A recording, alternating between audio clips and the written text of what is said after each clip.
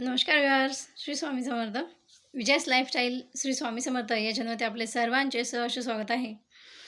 तर आपल्या आजच्या या व्हिडिओतून आपण बघणार आहोत गतहरी अमावस्या 2024मध्ये ऑगस्ट महिन्यामध्ये 3 तारखेला म्हणजेच 3 ऑगस्ट वार शनिवार रोजी आपली अमावस्या 3:51 सुरू होऊन तर वार रविवारी म्हणजे 4 तारखेला ही समाप्त होणार आहे 4:50 तर तुम्हाला वाटत असेल की अमावस्या तर 2 दिवस आहे, आता जे काय आपल्याला उपाय करायचे आहे ते कुठल्या दिवशी करावे. तर असं म्हणतात की अमावस्येने सूर्याचं मुख हे बघितलेलं असावं, म्हणजे ज्या दिवशी अमावस्या लागते ती कधीही दुपारून वगैरे लागत असते तर सूर्योदय हा होऊन गेलेला असतो, पण जे दुसऱ्या दिवशी उर्वरित असते तिने सूर्याचं मुख हे बघितलेलं असतं.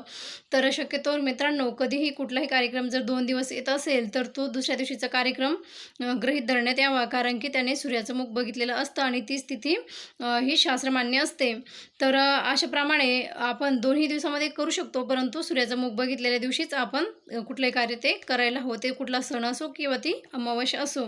तर गतहरी अमावस्या म्हणजेच आपले जे काय गत आहे, जे काय दैना आहे आपल्या जीवनातील ती हरण करणारी अमावस्या, म्हणजेच तिला आपण गतहरी अमावस्या असं म्हणत असतो. गतहरी अमावस्येच्या दिवशी पूर्वपार परंपरा आहे की आपल्या घरातील आपल्याला प्रकाश देणारे संपूर्ण दिव्यांचं आपण त्यांना स्वच्छ वगैरे धुवून त्यांना देवासमान त्यांचं पूजन हे करत असतो. तर दरवर्षीप्रमाणे ह्याही वर्षी तुम्ही आपल्या देवघरातील आपल्या आपल्याला प्रकाश देणारे सर्व दिवे धुवून वगैरे एका पाटावरती त्यांना वस्त्र उतरून त्यावर त्यांची स्थापना करा. त्यांना फूल, अक्षदा, गंध वहा, धूप दीप लावा, त्याच्यासमोर सुंदर अशी रांगोळी काढा.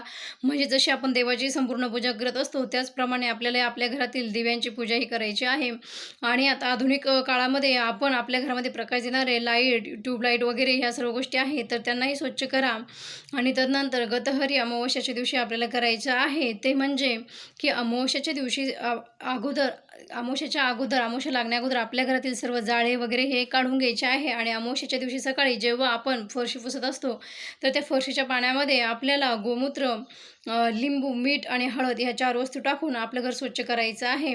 आणि आपलं घर अतिशय स्वच्छ आणि निर्जंतुक हे होत असतं. तदनंतर फरशी पुसून झाल्यानंतर आपल्याला आपल्या घराच्या उंबरठ्यावरती करायचं आहे ते हळदीचं लेपन. हळदीमध्ये पाणी घालून त्याला व्यवस्थित पातळ करून जसं आपण घर सारवतो त्याप्रमाणे उंबरठा हळदीने सारवायचा आहे. आणि आपल्या घरातील जे काही वाहने आहे ते सर्व स्वच्छ धुवून, म्हणजे बाईक, 4 व्हीलर्स वगैरे जे काय असेल ते सायकल वगैरे सर्व स्वच्छ धुवून त्याचं आपल्याला पूजन वगैरे करायचं आहे. पूजनानंतर आपल्याला एक नारळ आणायचा आहे. तो न सोलता त्याने आपल्याला गाडीवरतून 7 वेळेस उतारा करायचा आहे. आणि 7 वेळेस उतारा करत असताना आपली गाडी स्टार्ट असायला हवी, जसं की आपण स्टार्टमध्ये गाडी ठेवतो आणि त्यावेळेस गाडीचा उतारा हा आपल्याला करायचा आहे. आणि उतारा केलेला नारळ जमिनीवरती फोडून आणि तो गवतामध्ये दूर फेकून द्यायचा आहे. अशा प्रकारे आपल्याला आपल्या गाडीचा उतारा हा करायचा आहे, जेणेकरून आपली गाडी आपल्याला सौख्य देईल, कुठलीही आपदा आपल्यासोबत घडणार नाही.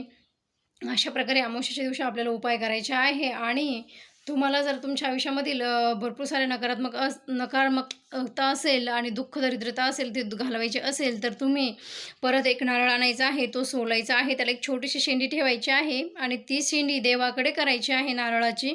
आणि तो नारळ देवघरामध्ये ठेवून आपल्याला संपूर्ण 1 महिना सकाळ आणि संध्याकाळ एक कापुराची वडी त्यावरती जाळायची आहे. आणि तोच नारळ पुढच्या अमावस्याला आपल्याला परत बदलायचा आहे. तो नारळ आपल्याला पाण्यात वाहून वगैरे द्यायचा आहे किंवा आपण त्याला कचऱ्यातही निर्माल्यातही टाकू शकतो.